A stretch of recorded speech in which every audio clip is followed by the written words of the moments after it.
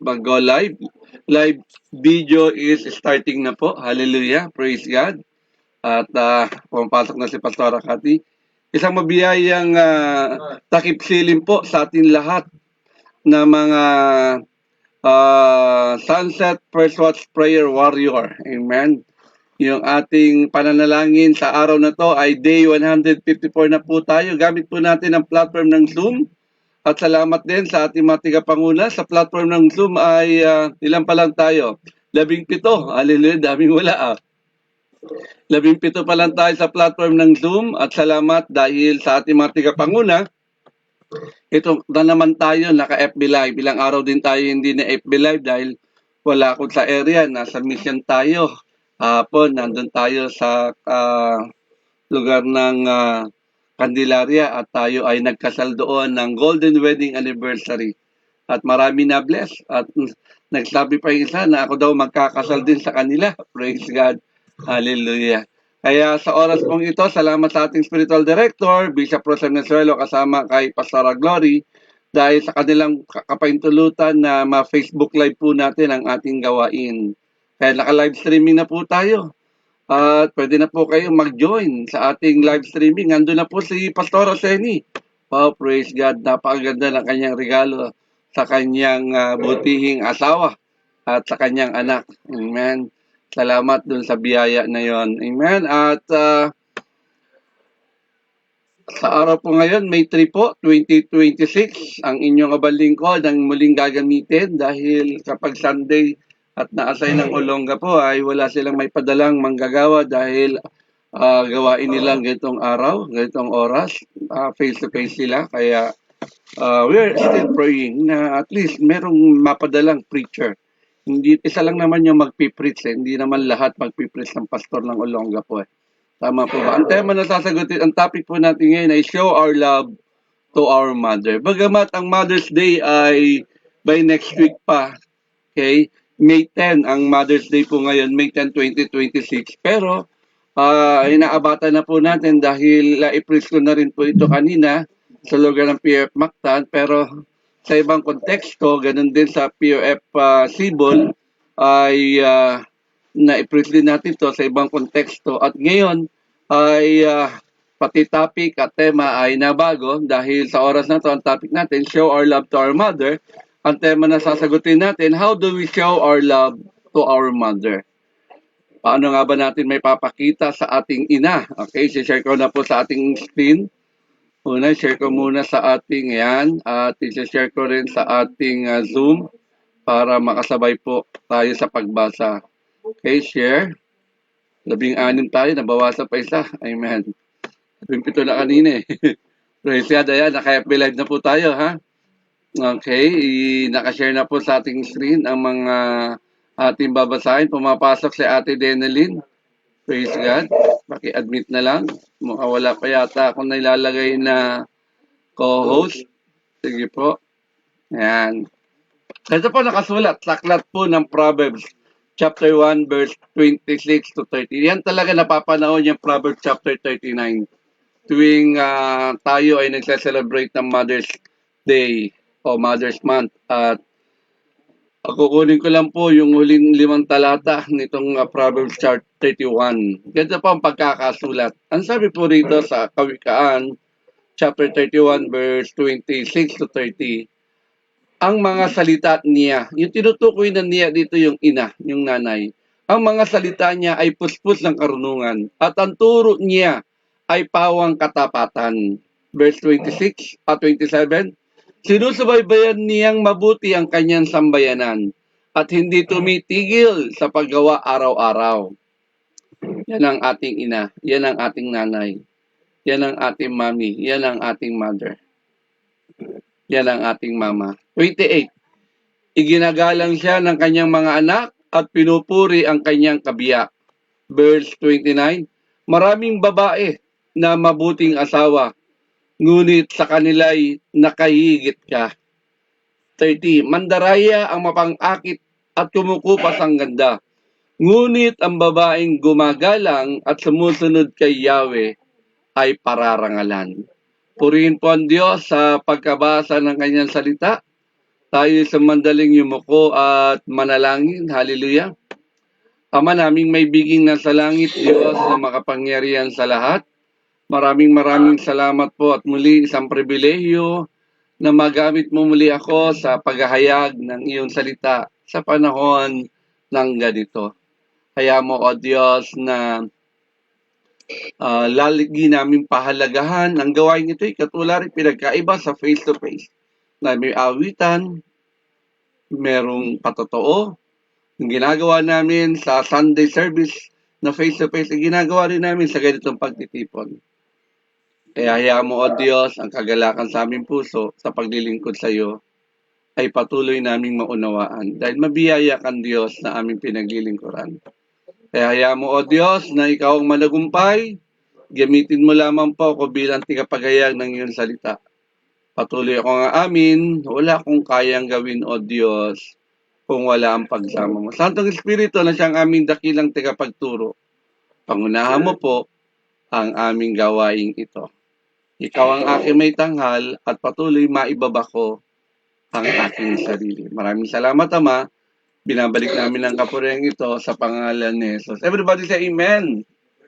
Amen. Dahil May 10, hihanda na po natin yung ating pagpapahalaga sa ating mga nanay. Bakit? Dahil ang ating mga nanay ay sila ang isa sa pinakamahalaga tao sa ating buhay. Walang nanay, wala din tayo. Sino manganganak? Tama po ba?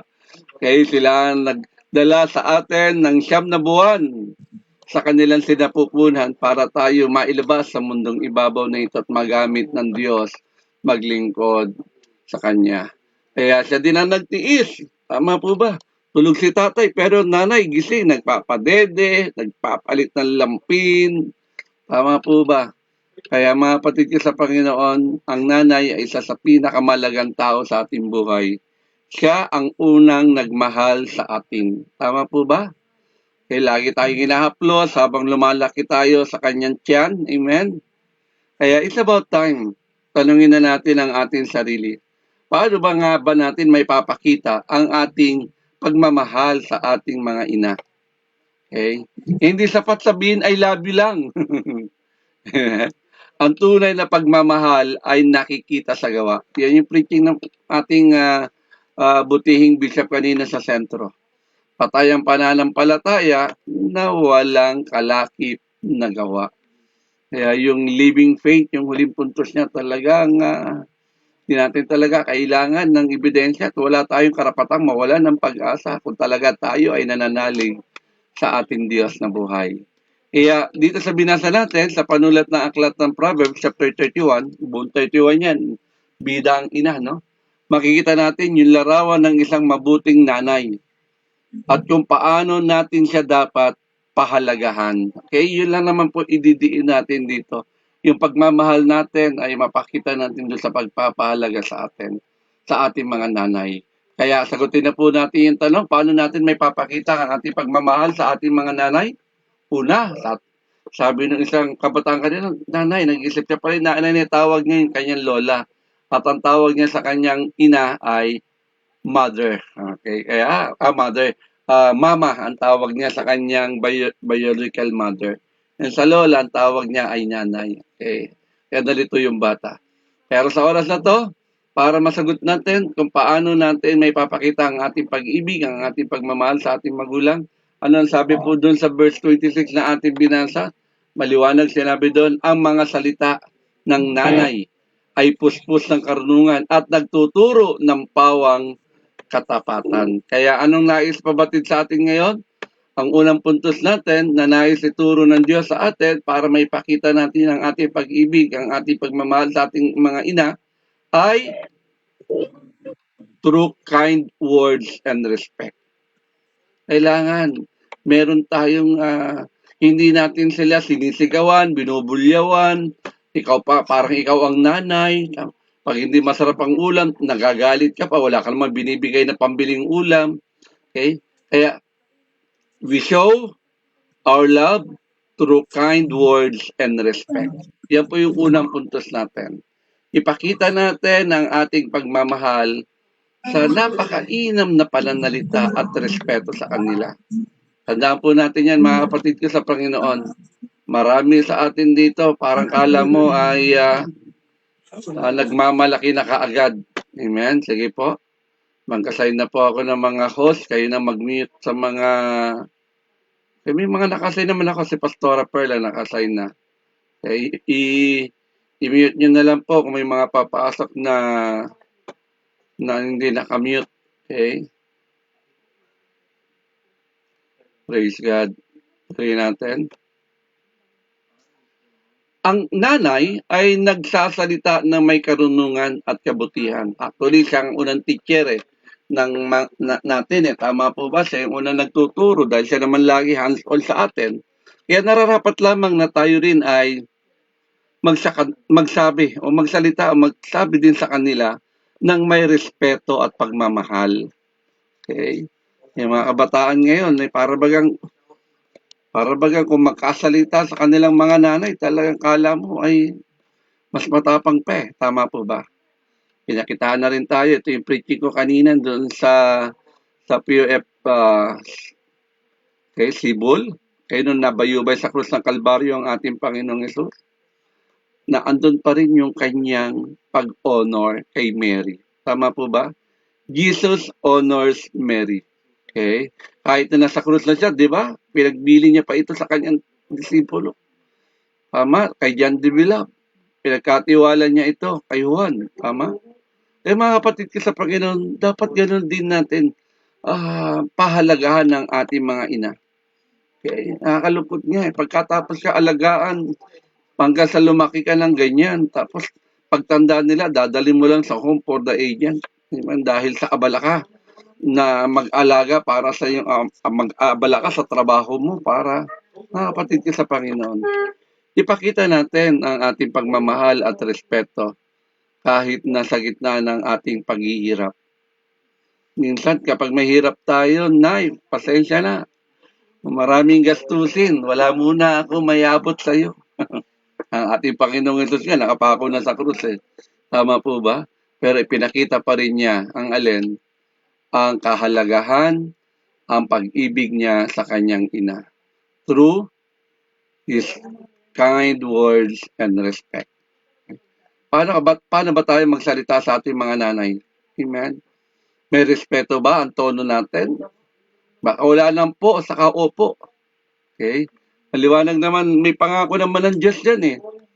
Tama po ba? Sa ating mga anak na mapagmahal sa ating magulang. Ano sabi ng Apostol Pablo sa panulat niya sa Aklatang Efeso chapter 2 verse 6? Igalang mo ang iyong ama't ina. May kalakip na pangako po yun. Anong pangako? Bibiyayaan ka ng Diyos ng mahabang buhay. Hindi lang yun. Hindi lang mahabang buhay. Kung gagawin mong irespeto, mahalin ang iyong magulang, ang iyong ina, kapatid, pupunuin ka pa ng Diyos ng pagpapala. Gusto mo ba yon? Maranasan mahabang buhay, punong-puno ng blessing? Yes. Ang isang susi, mahalin mo nanay mo. Mahal mo ba si nanay? Ask yourself right now. Okay, mahal mo ba si mami? Mahal mo ba si mother? Amen. Okay. Kaya, kailangan, kahit maliit man na pananalita, malaking bagay yan sa puso ng isang ina. Mapadama natin yung pag-ibig natin. Nay, maraming salamat. Bagamat kailangan, ipakita din natin in action ang ating pasasalamat. Tama po ba? Kaya simulan na natin bago dumating ang May 9.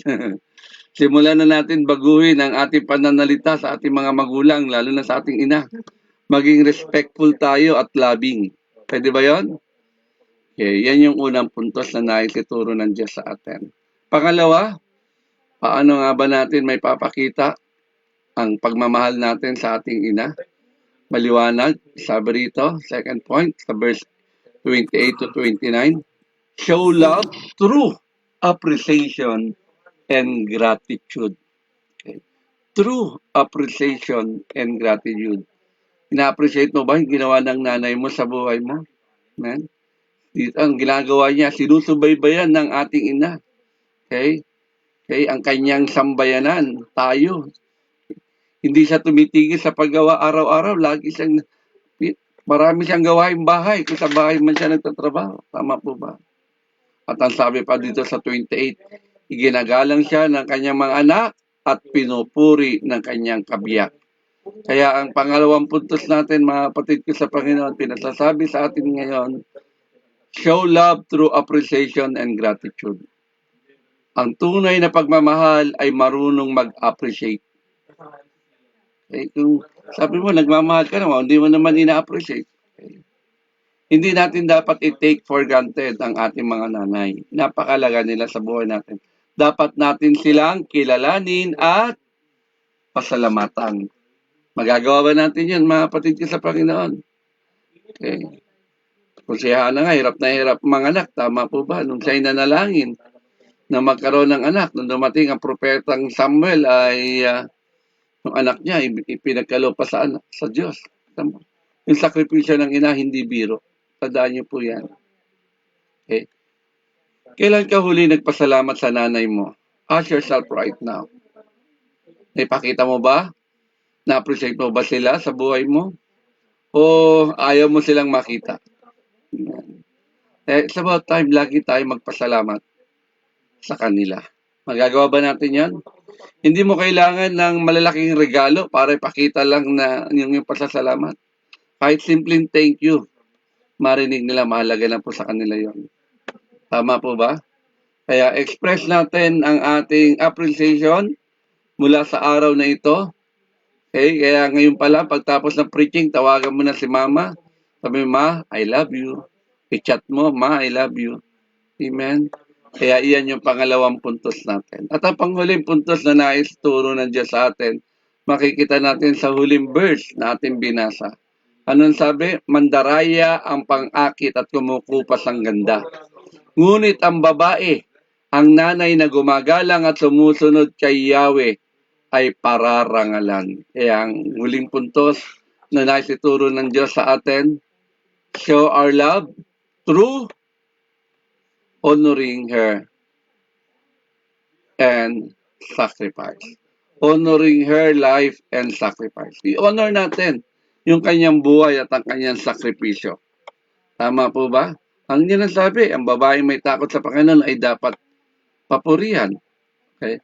Ang ina na may takot sa Diyos, dapat igalang at parangalan. Okay? Yan ba yung nanay mo? May takot ba sa Diyos? Deserve niya na siya'y igalang at parangalan. Hindi lang sa salita. Dapat makita ito kung paano natin sila tratuhin. Amen? Kita naman natin si Ruth kay Naomi, tama po ba? Mas pinili ni Ruth na samahan ng kanyang biyanan kahit mahirap ang sitwasyon. Yung loyalty at pagmamahal ay dapat may pakita natin. Iisa lang ang ina. Madalas na natin narinig yan. Hindi mo pa ba magawang ibigay ang tunay na pagmamahal? Tama po sa kanila. Kaya dapat pinapalagaan natin ang sakripisyo ng bawat ina. Okay? Tandaan nyo, hindi sila bumabata. Tumatanda sila. Paano mo sila inaalagaan? Nakikita yan sa lahat ng gagawin mo. Okay, kaya maliwanag sinabi sa atin, sa Proverbs 23:25, magalak ang iyong ama't ina. Bigyan natin silang kagalakan. Ang paggalang sa ina ay pagpapala sa ating buhay. Naniniwala ba kayo? Paano naging pagpapala sa ating buhay yan? Balikan natin yung sinabi ni Apostol Pablo sa aklat ng Efeso chapter 6, verse 2. Yan ang pangako may kalakip na pagpapala. Amen? Tiyak yan mangyayari. Kapag magpapagmahal ka sa nanay mo, tiyak haba buhay mo. Hindi ka masakitin. Amen? Hindi ka padadala na mabibigat na pasanin. At ang pangako niya, pagyayamanin ka pa niya. Iyan ang pangako ng Diyos. Kaya ang paggalang natin sa ating mga ina ay pagpapala iyan sa ating buhay. Huwag mong kakalimutan.